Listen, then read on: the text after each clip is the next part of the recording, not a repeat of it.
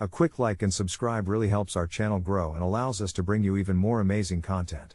Thank you for your support. Growing up, Thanksgiving was my favorite holiday. It always meant a table overflowing with food, laughing family members, and the warm scent of pumpkin pie wafting through the air. However, this year was different. My family had grown distant, caught up in life's responsibilities, jobs, and whatever else life threw our way. I was living in a cramped studio apartment, scraping by paycheck to paycheck. So when my sister texted a week before the holiday to say she'd be hosting Thanksgiving, I was filled with a mix of joy and dread. I immediately assumed I'd at least bring dessert or contribute in some way, but when I asked her whether I should pick up a pie, she responded with a strange silence that pinched at my gut. Finally, she texted back, "It's fine, just come," leaving me in a pit of uncertainty. As Thanksgiving approached, I tried my best to prepare mentally. I envisioned my family around the table, laughing over stories from past Thanksgivings, feeling full and happy as I enjoyed their company. Then, I wondered if I could really afford to pitch in this year. I didn't want to seem cheap, but the thought of struggling to make rent mixed with the guilt of not being able to contribute gnawed at me. The evening of Thanksgiving dawned crisp and clear, and I arrived at my sister's house, trying to remember what it felt like for everyone to get together. As I walked through the door, a delicious aroma hit me. The turkey, roasted to perfection, mingled with the sweetness of cranberry sauce and buttery rolls. For a heartbeat, everything felt perfect, and then I noticed something strange. My sister had a pinched smile plastered on her face, and the guests, a mixture of my siblings and their partners, seemed uncharacteristically tense, the clinking of forks muffling the chatter that should have filled the room. I tried to shake off my unease and joined in, eager to dig into the feast. But soon enough, after a few awkward exchanges, my sister announced that a sudden rise in grocery prices this year meant that everyone would need to contribute, which was a strange proclamation considering how we'd always shared the burden as a family. It felt like someone had ripped the joy out of the room. Why did it feel like such a dire situation? I looked around, searching for supportive eyes or someone to break the tension. The shallow laughs only underscored the simmering discontent in my heart. Just as I started to relax, she passed around a collection bowl, glaring at me as if the responsibility to pay for Thanksgiving groceries rested solely on my shoulders. My mind raced, confusion clouding my thoughts. It isn't a potluck if you intend to charge your family to attend. The ambivalence unfolded further as she demanded we each pay an outrageous amount akin to what a meal would cost for a dozen people at a restaurant. I looked at my family's expectant faces. I felt trapped. My heart sank because I would have defended my point without hesitation had this not been my blood. So, I hesitated, caught between the horror of being labeled the cheap sibling and the truth of my situation that left me worrying about bills. Just as I opened my mouth to voice my feelings, a small voice from my youngest niece chimed in, asking why we couldn't all share the joy of spending time together instead of worrying about money. My heart squeezed painfully. I saw my sister's face go pale. I tried to shift the conversation, laughing nervously and sharing a silly story about being trapped in my cramped apartment, but it only felt like digging a deeper hole as my other siblings stared at me in disappointment. I could feel the energy of the room crashing and swirling around me. My pulse quickened, panic began to choke the air. I voiced a quiet AITA for expecting not to have to pay for Thanksgiving groceries. Trying to gauge the atmosphere. Unexpectedly, that innocent prompt lit up tension. "Well, maybe if we all pitched in like we used to, we wouldn't have this problem," my sister snapped, her smile long gone, replaced by a deep flush of anger. Before I could speak, the room erupted into a cacophony of arguments, voices tangled in a familial riot, accusations of selfishness, indifference, and entitlement scraping against each other like metal on metal. I recoiled, panic clawing its way up my throat as I desperately tried to understand how my innocent gesture had thrown everyone into chaos. I could have sworn I watched our family fracture in real time, the crushing realization that we had begun to care more about our pride than the warmth of our shared history drowning the last shreds of joy in the room. My niece started crying, and suddenly the world blurred around me. It felt like I was in a nightmare where nothing could be salvaged. I don't know how long I sat quietly afterwards as their voices echoed, part of me desperately wanting to bolt from that house, and yet another part wished to mend the fraying bonds of my family. I took a breath, willing to attempt a peace offering, only to have my sister shout that it wasn't about me, it was about the costs, almost as if she were trying to erase my existence from that evening. I watched as one sibling left in anger, the door slamming shut behind them, a hollow thud that lingered in the air and resonated deep within me. I can't recall how we finally settled down to the meal after that storm. Tension had wrapped itself around the uneaten turkey, the sides untouched, and we grappled through half-hearted cheers, the festive spirit sucked dry. After a painful pause, I left to the bathroom, desperately trying to breathe, and when I looked in the mirror, all I saw were the guilt-laden eyes of the niece I had disappointed, an image that would haunt me long past that evening. I stepped back into the dining room, shifting on my feet, feeling like I had stumbled into a family gathering less than ideal, a space that felt less like home than an echo of what we used to be. The atmosphere stank of resentment. As I murmured a quiet goodbye later, guilt churned, reminding me of people I loved, staring at their half-eaten plates riddled with an anguish that would linger, ready to haunt me as the holidays loomed closer. My expectations, rather than bringing me into the fold, had created a rift that would deepen and darken into every Thanksgiving to follow. All that remained was the question, AITA for expecting not to have to pay for Thanksgiving groceries. And in the end, the answer was unfathomably clear: it cost more than money to keep a family together. It was an overcast Saturday afternoon in late October when I realized I had never really known my grandparents at all. They'd lived in the same ancient house for as long as I could remember, a place filled with the dust and whispers of past generations, sepia-toned photographs lining the walls like silent guardians of forgotten memories. I had always been both fascinated and terrified by their attic, where shadowy corners brimmed with old trunks and strange, ornate trinkets I dared not touch, but curiosity finally overshadowed the warnings I'd heard from my parents. Never go into their room without knocking, they'd said with wide eyes. As I stood before their door, the deep, creaking wood seemed to beckon me to seek something hidden away. I nudged the door open just a crack and was surprised to find it ajar. My heart raced in tandem with my relentless impulse to explore. I stepped inside and the silence engulfed me, a strange, thick kind of stillness that felt alive and watchful. Dust motes floated in the muted light that pushed through the curtains, and the faint smell of lavender hung in the air but mingled with something else. Something dank and rotten that I couldn't quite place. The room was filled with furniture draped in white sheets, like ghosts from a time I had never lived, and yet one corner loomed ominous and darker than the rest, their bed, bigger than I expected, dominating the space, and it wasn't the meticulously made quilt or the familiar family photographs that locked my gaze, it was the nightstand, an ancient, warped thing that reeked of secrets, and on it sat a small, intricately carved wooden box that seemed to pulse with an ethereal energy that demanded my attention. My fingers tingled as I reached for it, the thrill of discovery igniting something primal inside me, a feeling that drowned out the nagging voice reminding me this was a boundary I had crossed. The moment I lifted the box, a chill swept through the room, and I felt a heat rising from the floor as though it were alive beneath me. As I pried it open, the sound of aged wood creaking echoed ominously, and a shiver cascaded over my spine when I discovered an assortment of narrow, flickering candles, their wax warped and melting down like the remnants of a long-gone ritual, along with a faded photograph of my grandmother, younger and radiant, her smile both inviting and predatory, and beneath it, a small, tattered, and yellowed parchment bearing regretful, inked words, "Never awaken them." Before I could grapple with what that meant, the room darkened as the clouds outside thickened and a storm brewed, stirring shadows that danced around me, taking form and casting grotesque shapes that lingered just at the edge of my sight, and suddenly understanding washed over me. This was more than mere curiosity. There was a history here, something sinister woven into the fabric of my family's legacy, a dark thread of heretical secrets that not only involved my grandparents but had been whispered down through generations, a story woven into the very walls of this house that I had been shielded from.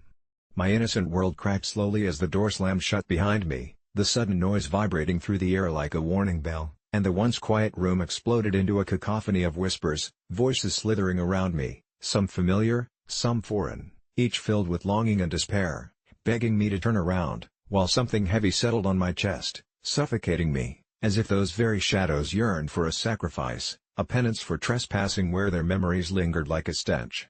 I stood frozen, rooted to the spot. My grandparents had always been quaint, gentle souls, but as I stared at the photograph again, I noticed behind my grandmother's bright eyes were hints of something darker, something buried but not forgotten. Then, a cold draft stole through the room, extinguishing the air from my lungs, and everything seemed to shift. The shadows gathered together, and in that darkness, forms began to sharpen, grotesque figures, twisted remnants of people I knew and those I didn't, all distorted but undeniable in their resemblance to me, their faces twisted in agony, mouths pulled in unnatural expressions, forming a twisted tapestry of faces that mocked my mistake, the very consequence of my choice. The silence shattered, And I heard my own scream mingling with the cacophony of voices, twisting my reality into something horrifying. The candles flickered back to life, their flames casting an ethereal glow onto the walls, illuminating the hidden details, nightmares I had never before perceived, where my grandparents' faces and those of their ancestors morphed into grotesque masks of despair, their eyes hollow, sockets brimming with shadows that danced like flames in the wind. The air became thick, laden with a palpable dread that clawed at my throat, a primal instinct screaming in my brain to flee, yet my legs felt like lead, tethered by an unseen force, the consequence of having breached a boundary I had never even known existed, a truth my family had hidden from me. Suddenly, I was enveloped in a cacophony of laughter, low and cruel, cascading around me in waves as the figures lunged toward me, their hands outstretched like warped tendrils seeking to ensnare my innocence. I stumbled backward, the box crashing to the floor, spilling its contents, the candles extinguishing, leaving me in an all-consuming darkness as the last of my innocence flickered and snuffed out. With one final push, I managed to reach for the door, pulling it with all my might, and just as it creaked open, I was thrust into the hallway where the reality of my home loomed large, the normality seeping back into my bones, and for a fleeting moment, I thought I had escaped, but in the depths of my heart, I felt an echo filled with terror and darkness, a lingering shadow that whispered the secrets of my family, secrets that had been hidden so cleverly. Now, clawing at my conscience, never to be forgotten, and as I ran down the hall, I swore I could hear my grandmother's voice faintly calling my name, lovingly, reassuringly, yet tinged with a grotesque echo of longing and regret that promised I would never truly be free of what I had witnessed. I had stolen a glimpse into a world where innocence had no place, leaving me haunted by the question, had I inadvertently set something in motion, something that would shift like the shadows in the corners of my mind, waiting for the perfect moment to collect the price for my insatiable curiosity? I never thought a simple issue like punctuality could unravel my life in such a terrifying way, but here I am, staring blankly at my phone, the glint of the screen reflecting my dread as I anticipate their all-too-familiar late arrival.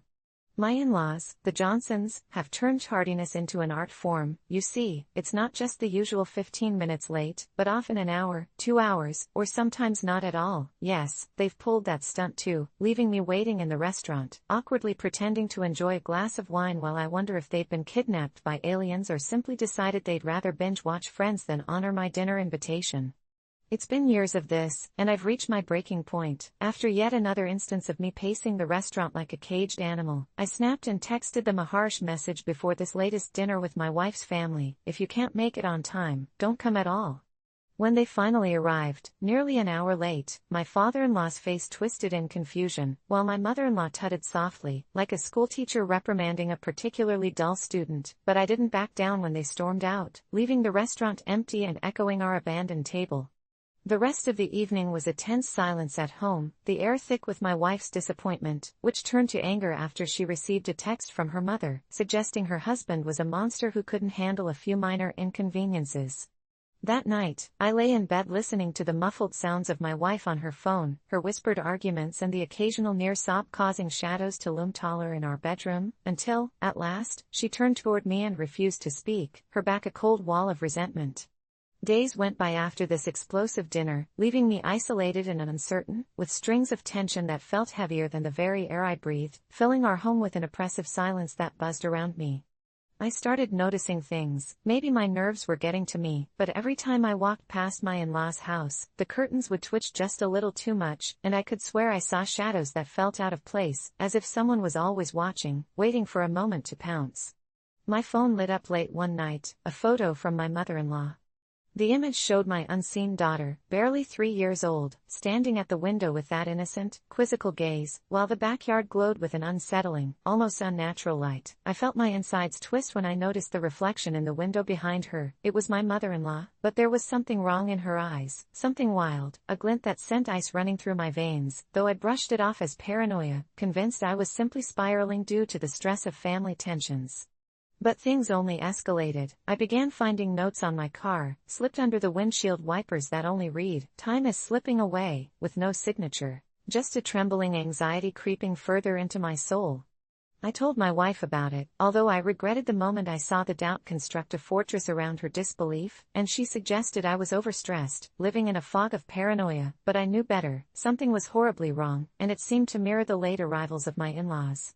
One rainy evening as I returned from work, I noticed them standing in their driveway, drenched, appearing almost ghostly in the dim light, and when they finally approached, they had that same eerie look. They claimed to have just arrived back from a trip, yet this wasn't a regular visit. My skin prickled with dread as I processed that the clothes they wore didn't match weather conditions, nor did they carry any luggage. They insisted on spending time with my daughter, and despite my instincts screaming at me to protect her, my wife played along, and I could only hang back, unease coiling like a serpent in my gut as they led her into the dark house, a cavernous maw waiting to swallow innocent laughter. Things went completely dark when my daughter didn't return for hours, and I rushed around, pacing, calling her name before I banged down my in-laws' door, only to find them sitting there, hazy, eyes shimmering as they told me they were just having fun. Yet my little girl's absence felt like an eternity, and each second stretched into endless possibilities, a knot twisted unyieldingly at my core. Panic welled inside me, erupting into visceral desperation as I tore through their house, the fading scent of something metallic pulling me further into the nightmare unfolding within each stagnant room as I began seeing bizarre photographs plastered on the walls, pictures of children playing but with disturbing overtones of something nefarious, like their laughter was forcibly infused into each snapshot, faces twisted into grotesque smiles that made my skin crawl. I finally found my daughter, sitting eerily still in a dim-lit kitchen, her eyes glazed over, staring blankly into space, as if something had siphoned the brightness from her soul. When I reached for her, a voice, low and viscous, crawled through the air, laced with ethereal confidence that suggested they had been waiting for me all along. "You have to let her stay, she's ours now."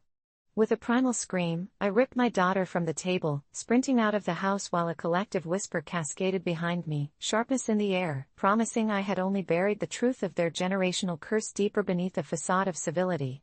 I bolted down the street, holding my child tightly as the relentless echoes of their laughter melded into a cacophony of threat behind me.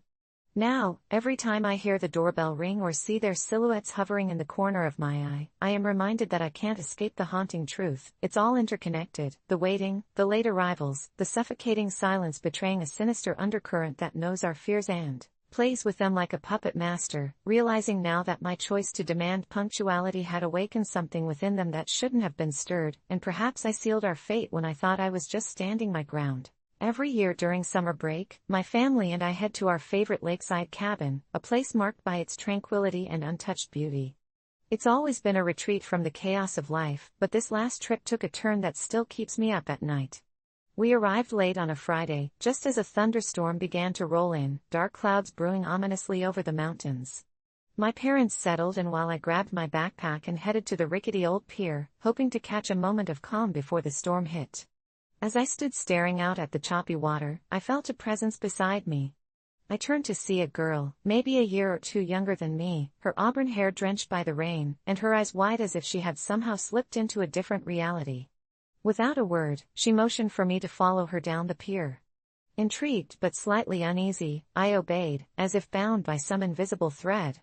She walked with a purpose until we reached the end, where the distance from land felt surreal, as if we were standing on the edge of the world. "You shouldn't be here," she whispered, her voice trembling.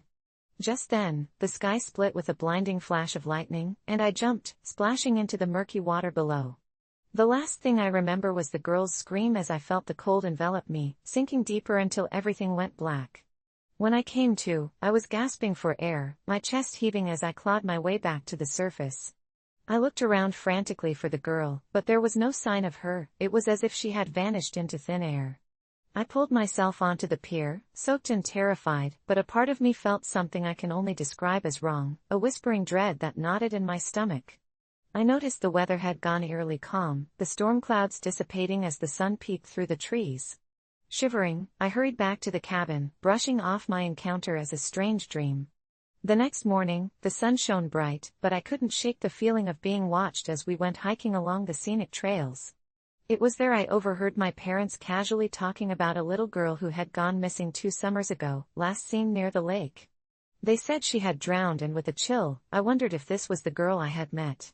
Later that evening, while my family played games inside, curiosity gnawed at me, and I slipped back down to the lake.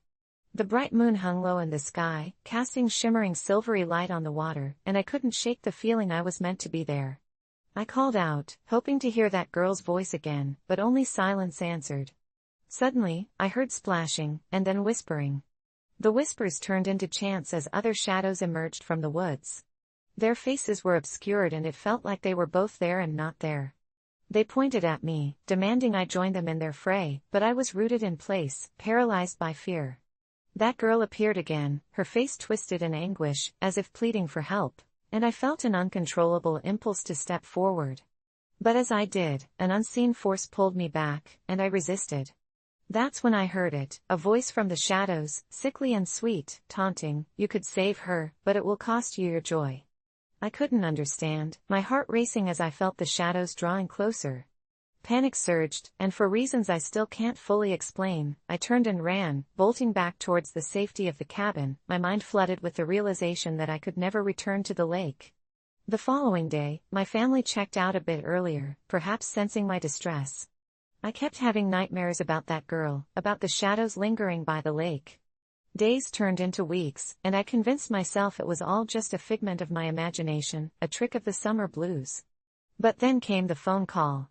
It was a local news report about the lake. A girl had gone missing once again. She fit the same description as the girl from my summer. My heart dropped, and guilt washed over me, the kind that feels like a lead weight dragging you down.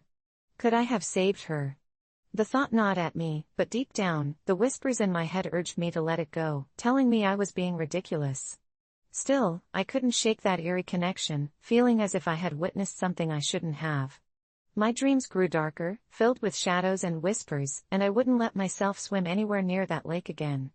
As summer bled into fall, I tried to put it all behind me, but one night, while scrolling through social media, I came across a post that made my blood run cold, a photograph of that girl, smiling brightly, captioned, "Missing, please help us find her." Only this time, the comments were filled with those same shadowy figures from my dreams, claiming they could help, that they knew where she was. I barely slept that night, haunted by the thought that I had left her behind. And then, without warning, the shadows came back. They invaded every corner of my mind, filling my thoughts with despair and fear until the following summer rolled around, and my parents announced we'd be heading back to the cabin. My heart raced at the thought, and despite feeling unwell, I couldn't let my parents know. I had to face whatever darkness awaited me.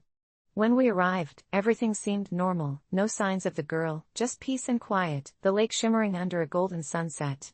I convinced myself I was imagining it all until that very first night. I went for a walk along the pier and, as soon as I stepped onto the dock, I felt it, the cold breath on my neck and the whisper of a name, urging me forward. Ignoring every logical reason, I walked to the end of the pier, and there she was, emerging from the depths of the water, her pale face shimmering under the gathering moonlight, the shadows twisting around her sorrowful eyes. "Help me," she begged, her voice echoing across the water, and I felt my resolve crumble. I stepped closer, reaching my hand out, but that's when the shadows bubbled up, swallowing her whole as their whispers turned into a deafening roar. "You should have saved her," they cried, and I finally stumbled back, horrified beyond comprehension. My body felt frozen, my breath caught in my throat, as reality shattered. I dropped to the ground, overwhelmed by a flood of sorrow as my tears cascaded like rain. Suddenly, the girl emerged from the depths again, and she cried, but this time the sound pierced deep into my soul, ripping me apart, leaving me bare. "You let me drown," she screamed, her voice merging with the shadows. I felt like I was being tossed between worlds, lost in their twisted grasp. Finally breaking free from the haze, I turned and bolted back to the cabin, knowing that I could no longer live in denial. The next morning, I gathered my courage and confessed to my parents, hoping against hope they could help me understand, but they only looked at me with concern, brushing off my tales as a youthful imagination. They didn't understand what I had witnessed or felt, nobody ever did. Days went by, each one cementing the dread that had taken root in my heart, and when the time came for us to leave, I knew with clarity, I'd be forever haunted by that girl's anguish, an echo of guilt that would never fade. I boarded the car, every thought consumed by shadows, the whispers now entwined with my own thoughts, haunting me relentlessly. "You should have saved her," they taunted, their voices familiar yet alien, sending shivers down my spine, and as we drove away, I couldn't help but look back at the lake, the last vestiges of sunlight catching its surface, that eternal stillness reflecting a million stars above, and I screamed at the top of my lungs, a desperate plea to whatever forces lingered in the dark waters, "I am so sorry." But I knew then, it would never be enough to drown out the silence that followed. I am a compulsive liar, and have been my whole life. I should clarify that it's not the little white lies, like saying I'm busy when I'm really just watching TV. It's the monstrous, grotesque tales that twist reality around me until I can't even recognize myself. My earliest memories are soaked in deceit. I told my kindergarten teacher that my dad was a secret agent who saved the world on weekends, and instead of the laughs and playful ridicule I expected, her eyes widened with awe, and she called my parents in for a meeting to discuss their son's brilliant imagination. Suddenly, it became part of who I was, this charismatic facade I carefully crafted, and from that day on, truth became a mere tool for me to manipulate rather than a virtue to uphold. I continued spinning fables to maintain my persona. I boasted about living in penthouses and vacationing in Paris, painting a lifestyle that was richer than my family's meager existence, eventually convincing myself that I was one of the chosen ones, a protagonist in my own bright story, while ordinary life unfolded around me. As I grew older, I learned to use my lies to get places, college scholarships based on fabricated achievements, an internship secured by claiming experience I had on paper but never possessed. It was a rush, and I felt invincible. But the thrill was always tinted with a faint dread that seeped into my bones, whispering that one day I'd slip up and the weight of the truth would crush me. Then came the night of the accident. I was 16 and decided to attend a party I wasn't invited to, lying my way past the doorman with a convincing story about being a cousin of the host. I drank way too much, more than a kid should, and I felt untouchable until the moment the police arrived, lights flashing like unreal stars, and I sprinted through the crowd. I didn't notice the other guy until we collided, his body crumpling beside me, unconscious and bleeding. Initially, panic seized my heart, and I could hear my own breath anxious against my ears, but then something else washed over me, a cold euphoric detachment. I took off running, leaving everything behind, my friends, my lies, because ultimately, I was good at running. I made it home, and as the police search swept across the neighborhood, I concocted a sad tale about being home, locked in my room studying for a test. Mom believed me, surrounded by her illusions, and I convinced myself that it was a mere coincidence that the news would break about an anonymous boy left in critical condition, my guilt quickly overshadowed by an unrelenting need to escape before I was finally caught in the web of my own making. Months passed, my palms sweating at the thought that someone might see through my veil, and I immersed myself deeper into the lies, dictating my plans for a more glamorous life, and even lucked out with new friends whose lives were like mine, drenched in thrill and deceit. We shared secrets, exchanging stories where the truth had outstayed its welcome. We laughed about our past sins like they were badges of honor, but all I could feel was my heart racing under the pressure of the lies stacking higher and higher. It became impossible to see where I ended and the fabrications began. I turned into the hero of my own thrilling saga, until the cracks began to show. Returning home one night after a wild excursion, I walked into the living room only to find a police officer sitting across from my parents, an icy terror clutching my throat as I slid to a stop. The officer looked at me, and the air stilled, a storm of whispers bubbling in my mind. But then, he smiled grimly and said they'd found the son of a neighbor who had gone missing, the one I cursed myself for thinking about in that moment. I blinked, struggling to keep my composure, but I was horrified. A boy my age, dead. My throat cried out as echoes of my own life choices flashed before my eyes, memories of parties and reckless decisions where honesty could have saved me.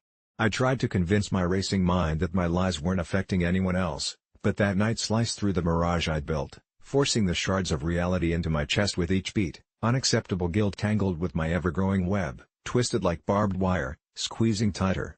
I had spent years mastering the art of illusion, but deception never felt this murderous.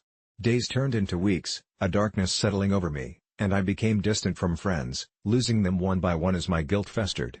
They didn't deserve to be dragged down by a phantasm, and soon, I cut them off, retreating into isolation, drowning in my thoughts until memory returned once more, reminding me of the boy. The winking Polaroids fading in front of my mind's eye, the darkness shrouding my heart thickened, burdened with what I had avoided facing.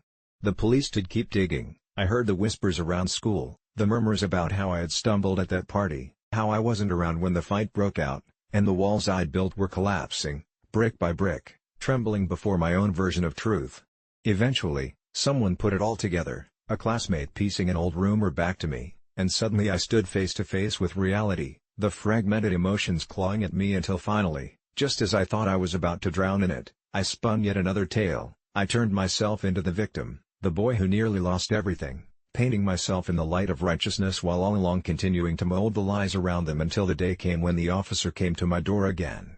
This time the air was far heavier, filled with an oppressive silence as he informed me the boy's parents wanted answers. It took only a whispered moment for me to understand that they were convinced I had something to do with their child's death. Immediately, I swallowed back fear, preparing to recite my story like a mantra to shield myself from the truth, lying with fervor, but horrifically, as I spoke, a chill coursed down my spine as I glimpsed the officer's eyes. Something within them shifted, recognizing me, and in that instant, the weight of every fabricated word came crashing down around me, slashing through the veil of safety I had wrapped around myself for years.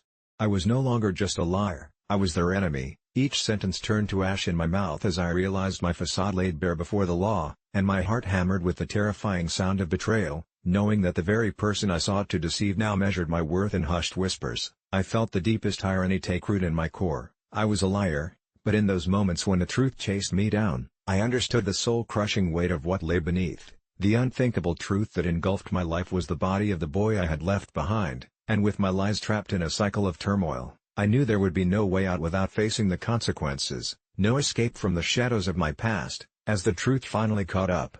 2 hours ago, I found myself in a grimy corner of a gas station, heart racing from both the caffeine and the realization that I had just become an unwilling participant in a hostage situation.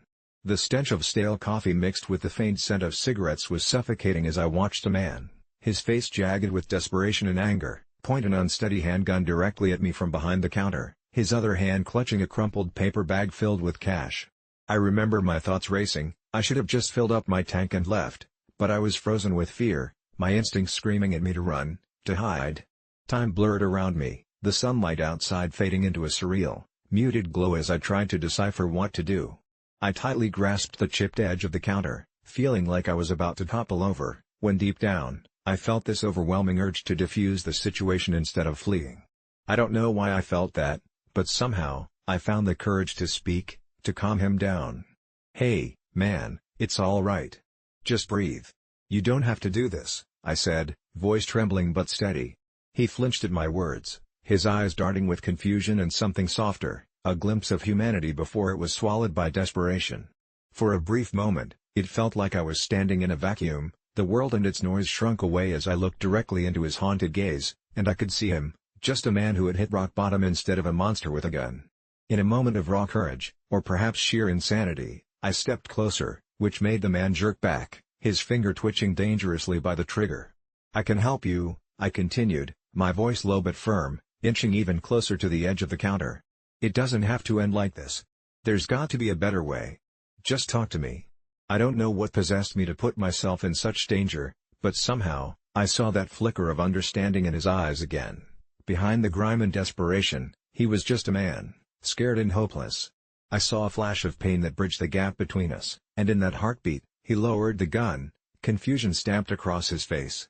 It was as if he was slowly waking from a nightmare. He looked around, the realization of what he was doing crashing down upon him. The sound of sirens wailed in the distance, and I could see the panic begin to sprawl across his features.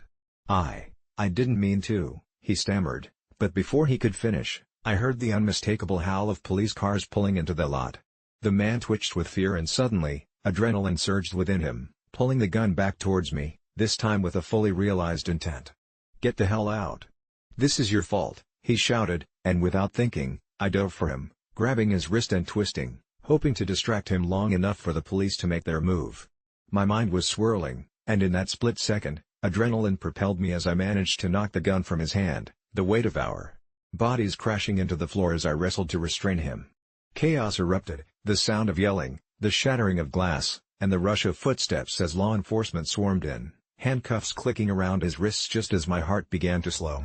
I'll never forget the look in his eyes as he was taken away, a mix of anger and gratitude. I had saved him from whatever darkness had driven him to that point, yet in my heart, I felt disgusted by the whole ordeal.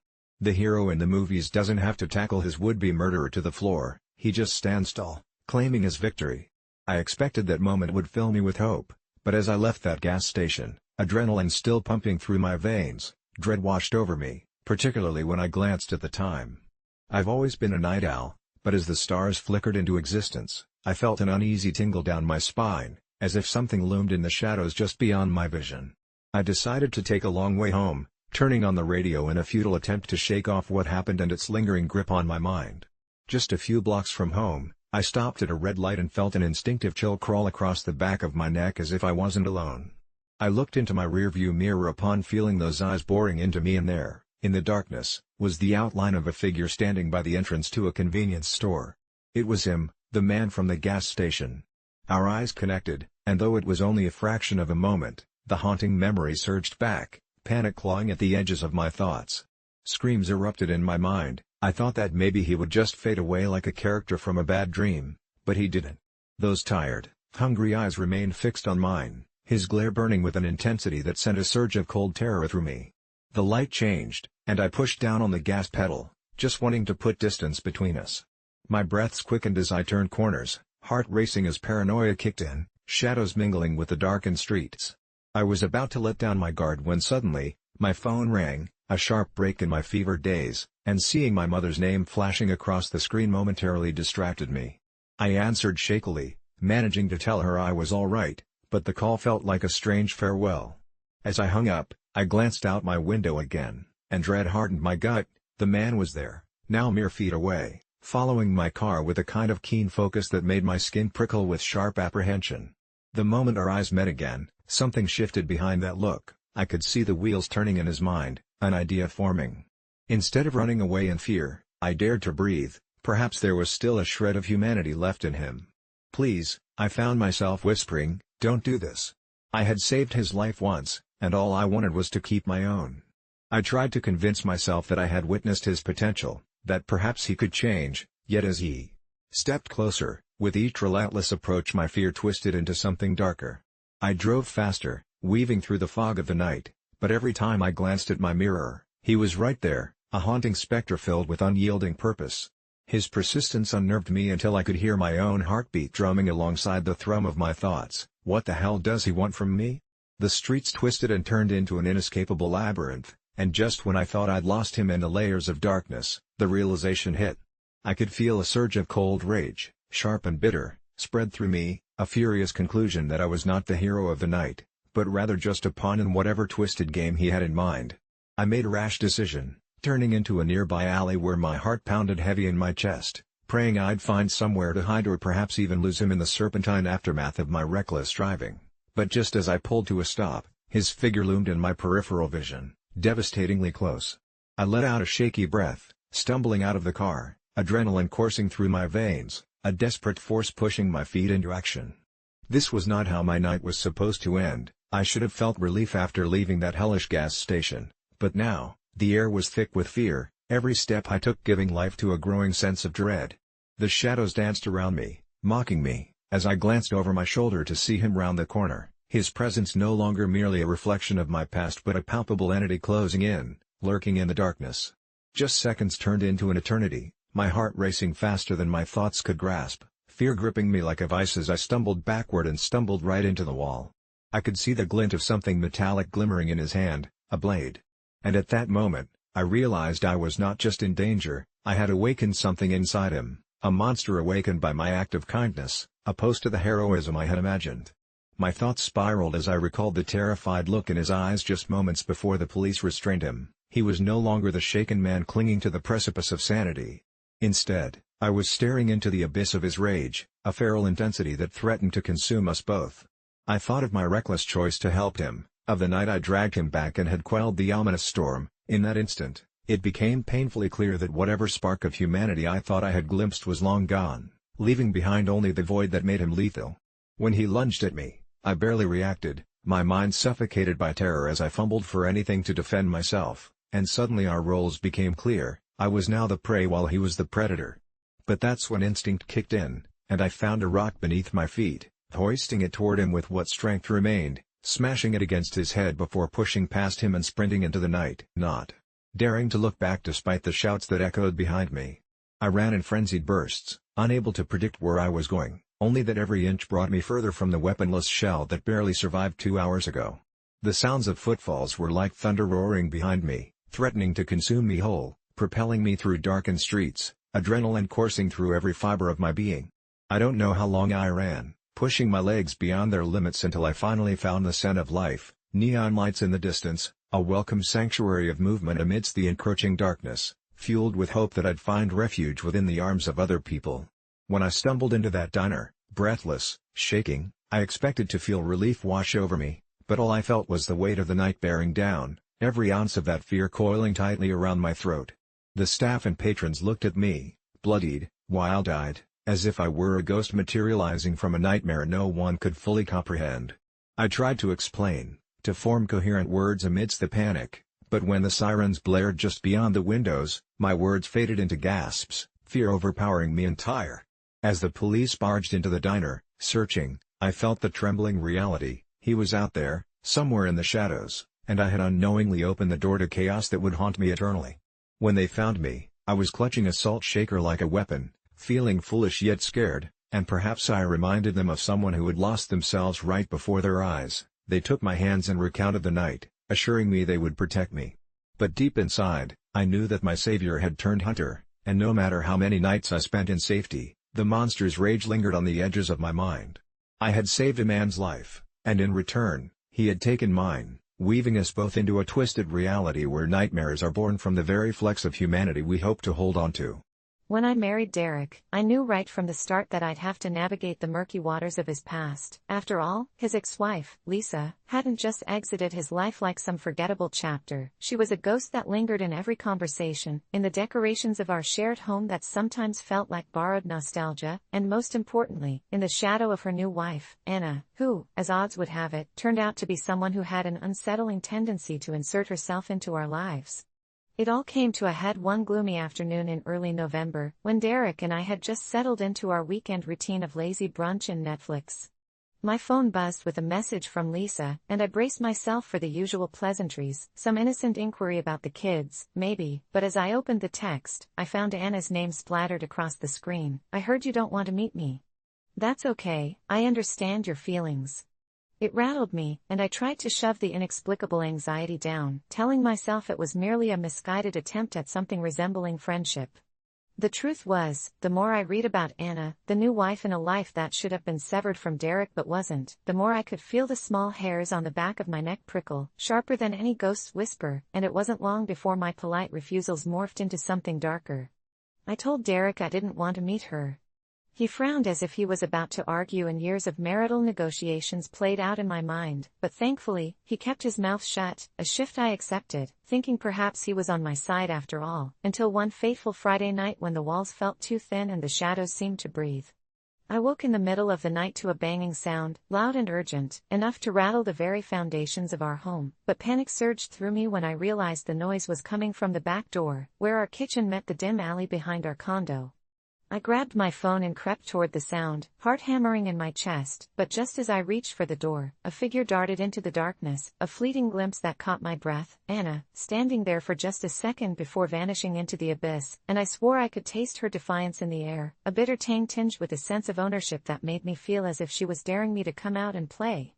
All the warning bells were clanging in my mind. One moment, I felt frozen, and in the next, I was racing back to my bedroom, where Derek slept soundly, blessedly unaware of the chaos of women that seemed determined to ruin our lives.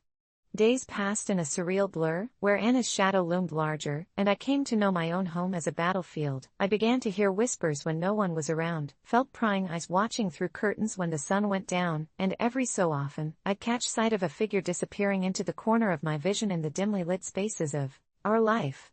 It got to the point of paranoia. I convinced myself Anna was playing some cruel game, trying to push me into a confrontation that, for her, would be thrilling, as if my refusal to engage with her was some sort of challenge she was determined to win.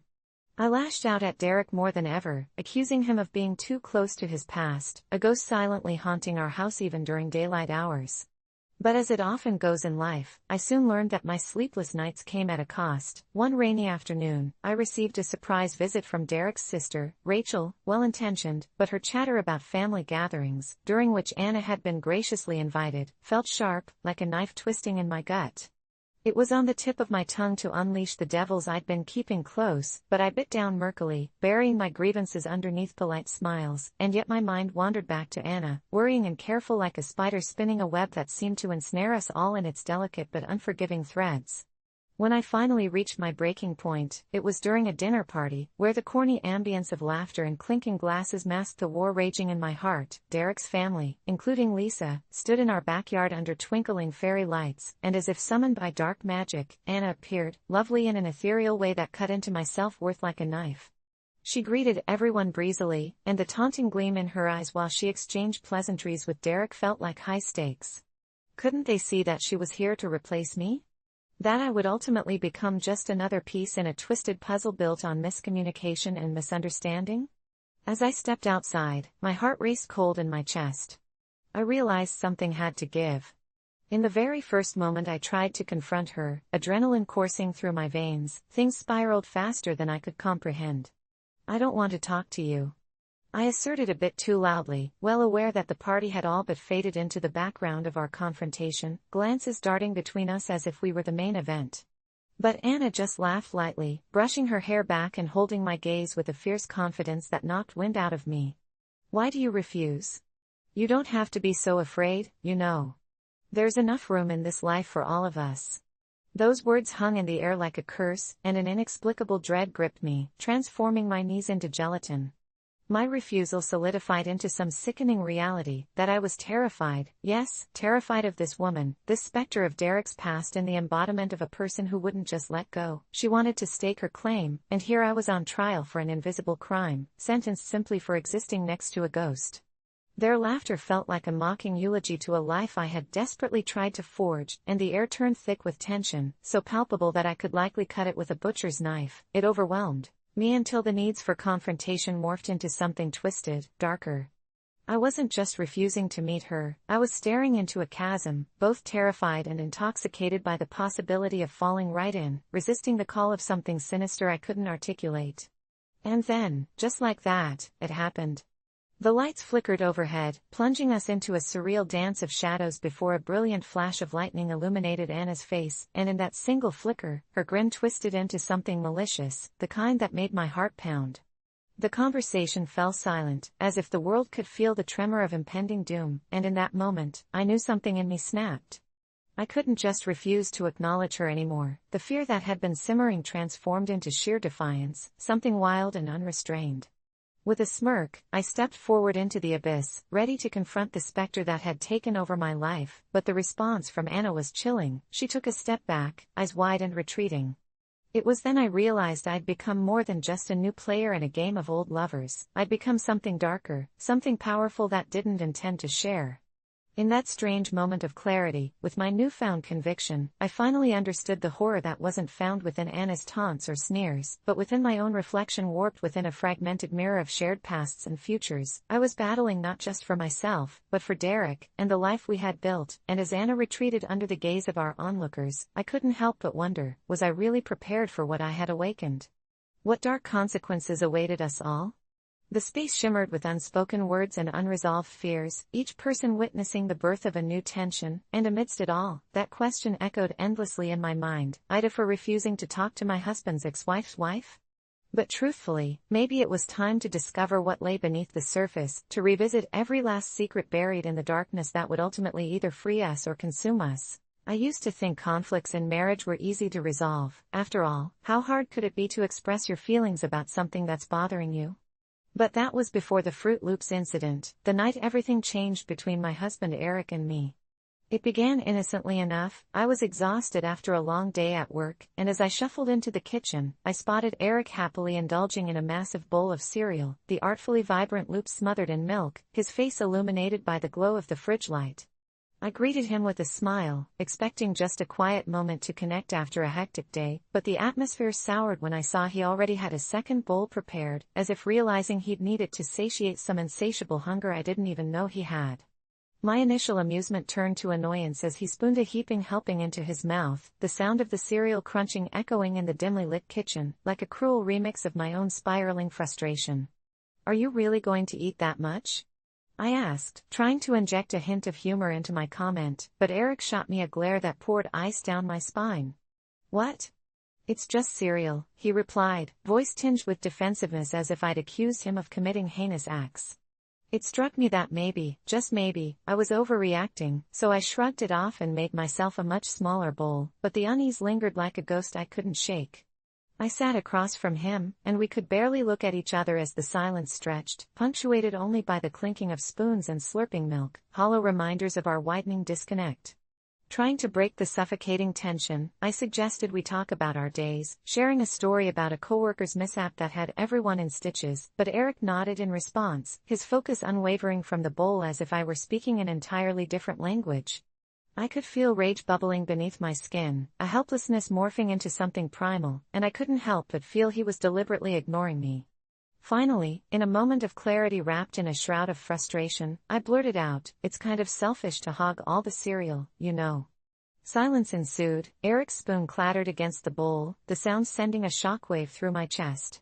"Selfish? You think eating a bowl of cereal makes me selfish?"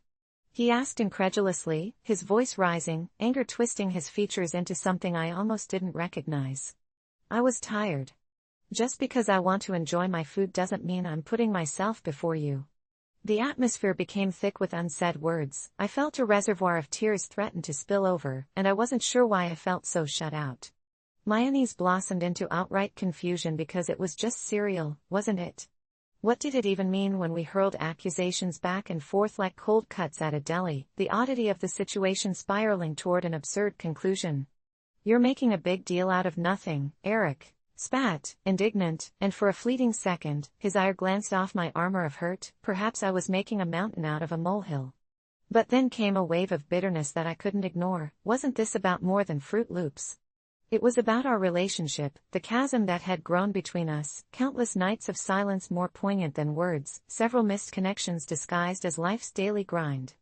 I felt utterly alone in my desire to bridge that gap, a rhythmic pulse pounding in my ears as he continued to scoff at my words, chewing through each syllable as if they were the very cereal he deemed more important than our conversation. The bowl became a battleground as I accused him of being neglectful, focusing on superficial things instead of the underlying issues that screamed for attention. "If I can't even talk to you about our basic needs, who am I to share my life with you?" I felt raw, exposed, like a creature caught in the harsh light of his casual apathy, but he refused to budge, scoffing as he dug into another helping, the brightly colored pieces swimming in milk, blissfully unaware of the maelstrom of emotions swirling just a few inches away. I got up, slammed my bowl in the sink, and stomped toward our bedroom, where the weight of my words loomed over me. I slumped against the door, trying to catch my breath as I felt the tears tumble down my cheeks. Am I the entitled one here? The nagging voice inside me echoed as guilt washed over like a tidal wave. But rather than reflecting on my own pain, I wondered if he could truly remain indifferent while the world burned around him. This was more than cereal. It was the way he could eat so blithely while ignoring the hollow sounds of our lives barely touched by intimacy. Hours passed, my thoughts spiraled until they felt tangible, raw like a wound, and when I heard the soft patter of his footsteps creeping toward our bedroom, I thought maybe we could reconcile. But instead, Eric stood at the threshold, and before I could even summon a calm demeanor, he mumbled something unintelligible that sounded much like an apology but felt entirely hollow, just a way to end the night without earnestness. I could see it in the way he avoided eye contact, shame shimmering briefly only to collapse under the weight of his pride. I muttered something back, words soaked in resentment, and, in that moment, in that oh-so-ordinary kitchen illuminated with memories and the smell of fading milk, I realized his dinner was more than a bowl of cereal. It had come to symbolize everything gnawing at us beneath the surface, the inability to dig deeper, the hesitance to face what was truly wrong. I lay on the bed, staring at the ceiling, allowing exhaustion to wash over me, yet sleep eluded as I replayed the events of the night like a reel in slow motion. In that ache of solitude, I understood something crucial. It wasn't about cereal anymore, it was about feeling unseen. The next morning was a chilly void of unspoken words. You could cut the tension with a knife as neither of us acknowledged what had transpired. Eric settled back into his routine, stepping lightly with precise purpose, brewing coffee while I poured cereal, determining to trudge forward despite the weight of resentment. Should I have bitten my tongue? Should I have just let him indulge? But beneath that question lurked a deeper one: was I wrong for wanting recognition? Days turned into weeks, and while practical matters continued as they always did, I felt the shift, how we danced around each other more carefully, like two actors performing in a play where the audience was unaware of the tension building offstage. I found solace in the quiet of night when I could replay our childish skirmish, flesh and blood memories tinged with bitterness, wondering if we were just prolonging the inevitable, forcing ourselves through to the end of a dull script.